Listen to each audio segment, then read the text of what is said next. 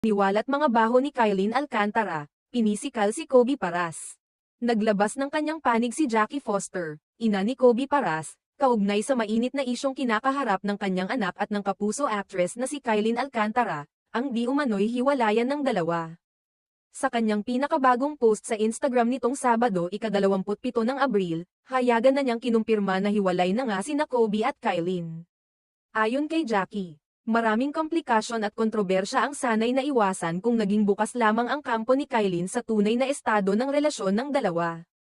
Inilahad niyang may mga kasapi umano sa team ni Kylene na humiling sa dating asawa niyang si Benji Paras na sabihing maayos pa raw ang lahat sa pagitan ng dalawa, kahit pa hindi ito totoo.